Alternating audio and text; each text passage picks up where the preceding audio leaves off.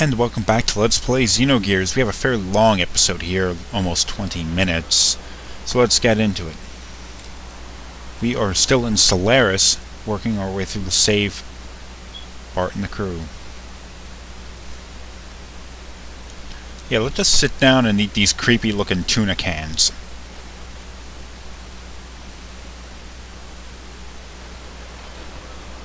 Nope, Doc isn't gonna need any of that crap.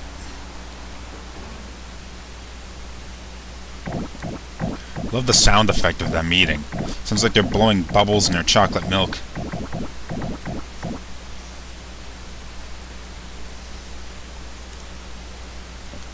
Okay.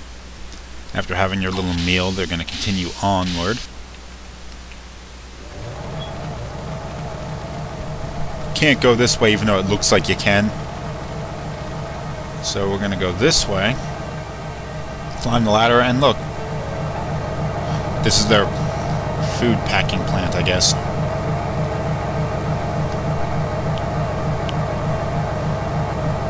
Now what we have to do is go through those, travel up these conveyor belts, and get to the other side because we need to advance over. But the problem is they have some sensors active, which prevent us from passing through there. It shuts the conveyor belt down, we can't do it, it's such a pain. Now what we gotta do is play with this weird thing here and reverse, or disable the, what do you call that, the sensors on the conveyor belt. Now there's actually a few different things you can do here. You can drop these chests down here. You input codes to drop the chests down. There's actually another chest I'm gonna get before I...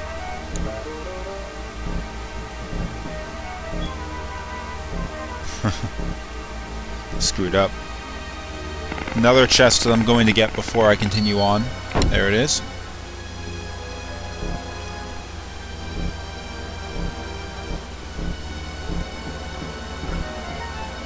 I'd actually forgotten what the code was. That wasn't it.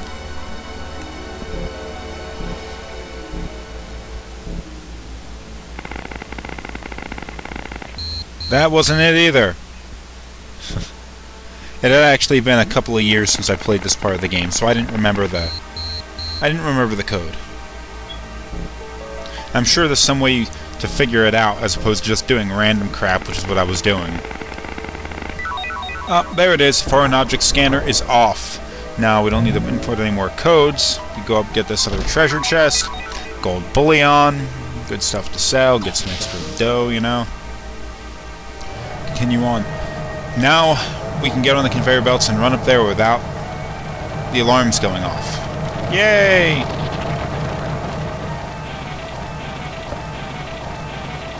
Okay, that was weird. Another battle to skip over. Oh, look!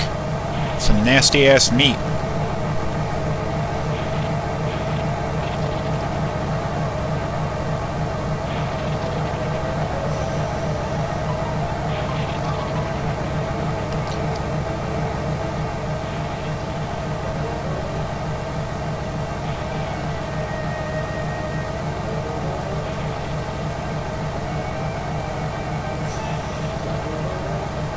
Like, you don't want to know what you just ate, fool. You just like tell him, think about this before you do it, but it's a door we have to go through.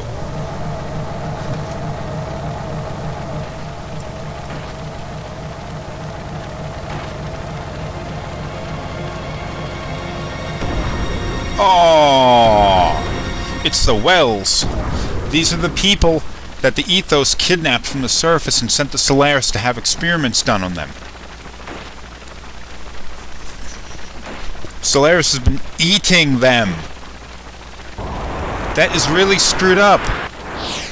That is amazingly screwed up. It's like a Charlton Heston movie.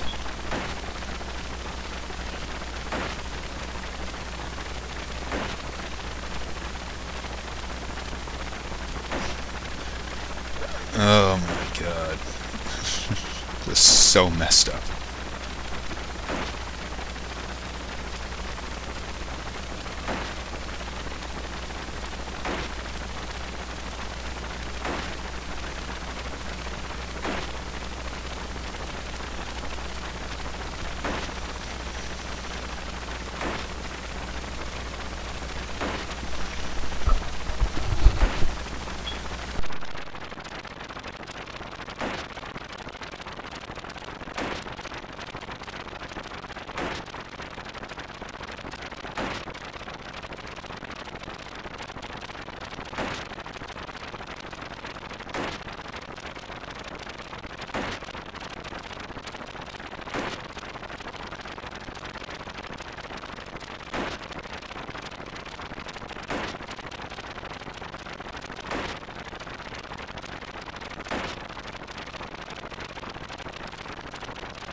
Now you want another laugh?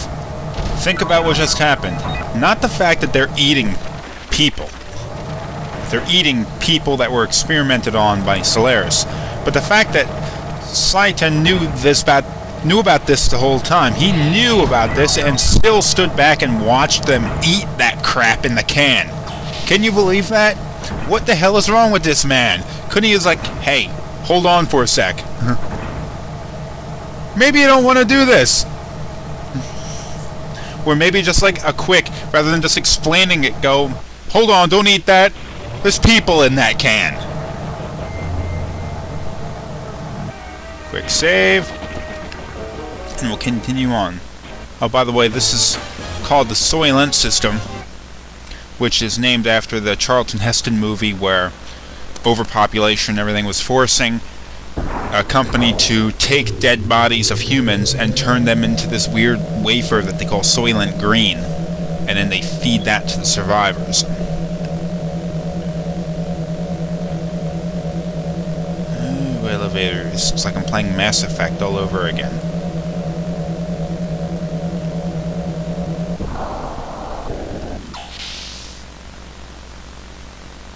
Alrighty.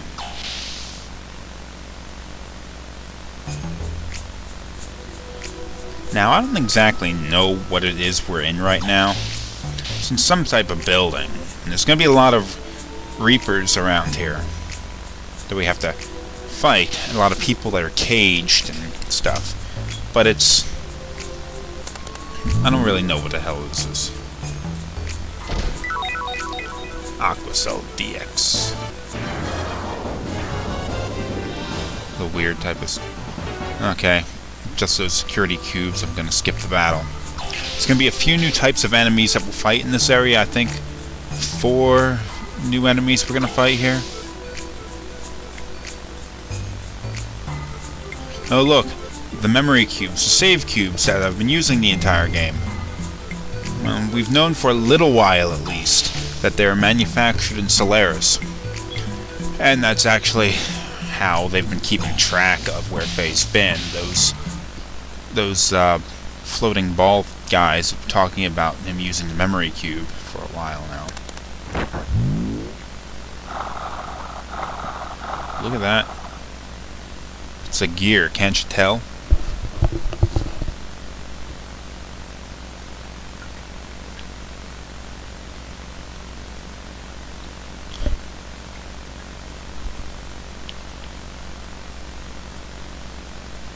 How can you tell that?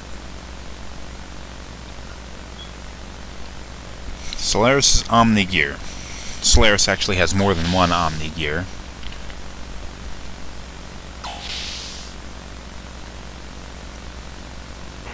Oh, look at this. Caged mutants. People that the Ethos took and handed over to Solaris. Now you can open these cages. That one you can't.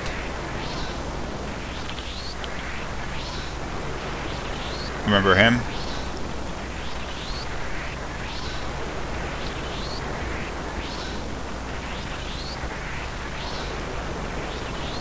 No, I'm gonna let him out. What happens when you let him out?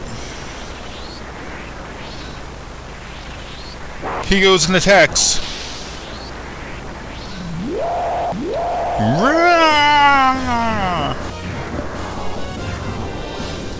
Battle.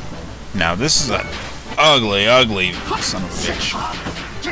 Now, the thing about this is it has a very high HP, although it's not an extremely threatening enemy.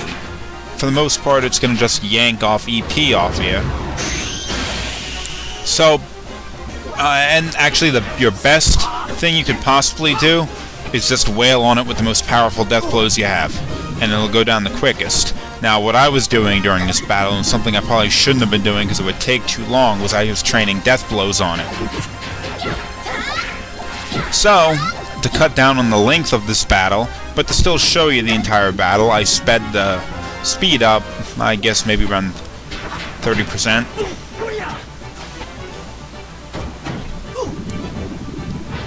Ugly, ugly, ugly, ugly. Oh, this is a new death blow that Citan has. Oh, he did traditional damage there.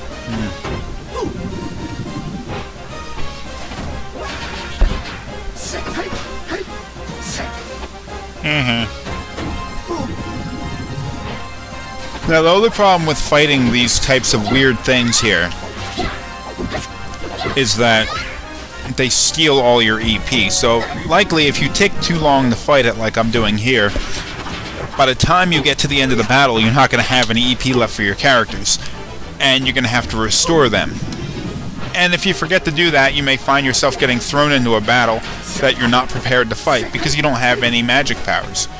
Now, for a character, actually all three of these characters are fairly dependent on their ether abilities, especially Elly, whose main attacks, whose main features are basically her ability to use either attacks, and Doc, who's basically the healer of this group, even though he's not a dedicated healer. Also, Faye uses EP a lot too, especially with the Iron Veiler spell that I used earlier. The guided shots, the inner healing, all that kind of stuff. So all three characters, you want to have a healthy supply of EP, and you're not going to have it if you take too long fighting this guy. Man, I took forever to get that amazingly simple concept across. Jeez, no wonder I'm not working on radio. Although Elly did get a new death blow there. Now what I'm going to do... since I closed the door, I got to open it again to get the chest on the inside. There's stuff in here that you're going to want to get. That muscle belt, I don't think that actually does anything. It says it increases defense, it doesn't really. There's going to be a lot of battles, and I went and I...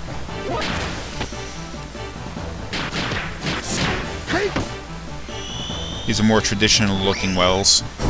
We fought animals that are monsters that looked like this back on the Reaper ship, back when we first got Billy. But these are more powerful versions.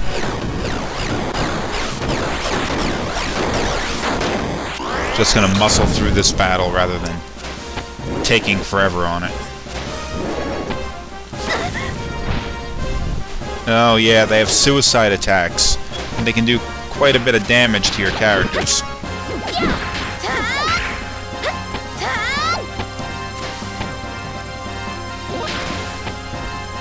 Take him out.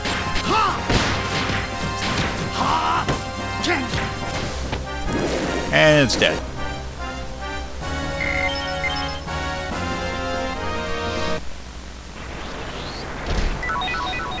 Scales. You think about this place that we're in, how amazingly screwed up this is.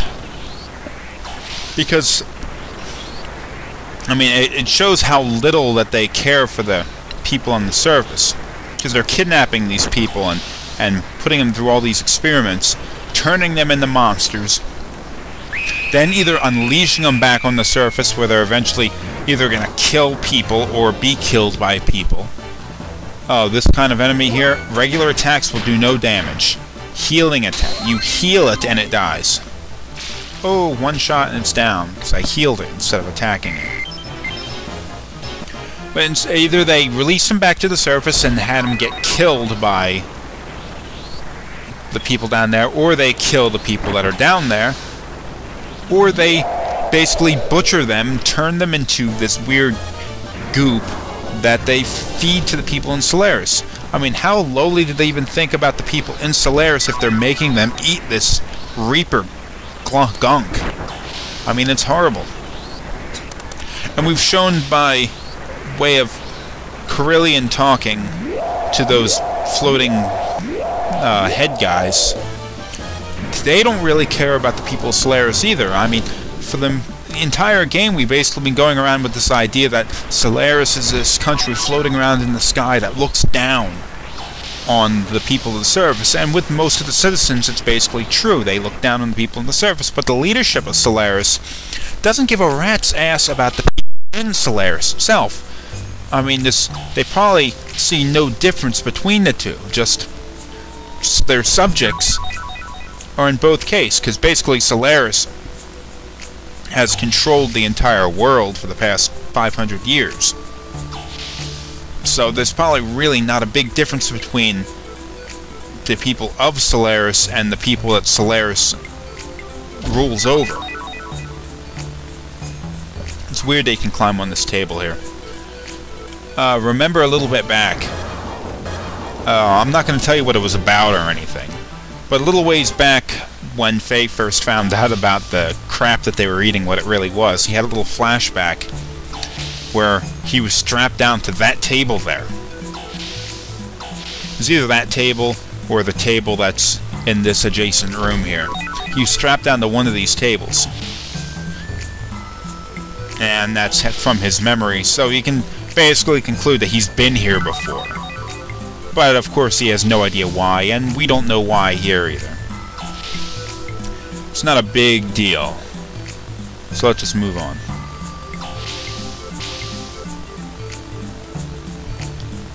So much stuff that they leave around. Why is no one here? I mean, there are all these rooms with chairs and computer terminals and all that crap. Oh yeah, you had to go and unlock that security door. All these rooms with security and all of that, but there's nobody hanging around. You know, all these chairs and no one sitting in. Okay, if you'll recognize this room, it's the room that we first we had gotten into a little while ago. But now that we've unlocked the security door, we can go up to this second floor here and open this door and get these treasure chests. Nothing truly special.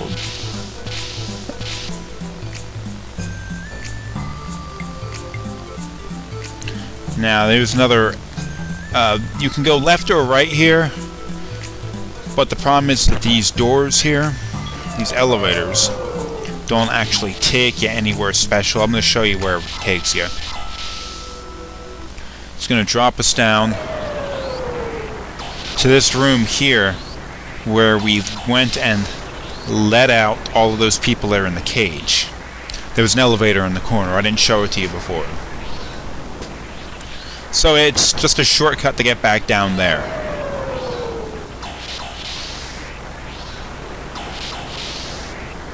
But we don't need to explore down here, and if you travel to the other side, it's just going to take you to somewhere else you don't need to go. So I'm going to head to the southeast up here, to this door here. Oh, more mutants. And there's some treasure chests we can get here. Silver armor 1. Something might be worth to put on a gear. That looks like a human body. A gigantic human body without head or arms or anything. Another door here. Oh, this is where they actually turn the people into the monsters. And it's so messed up. Treasure chest in the corner. Now this episode is running a little long, almost 20 minutes now. So I'm going to travel through this door and actually head back, travel through the door on the left, and end this episode here. So come back for the next one as we progress further into the Soylent system.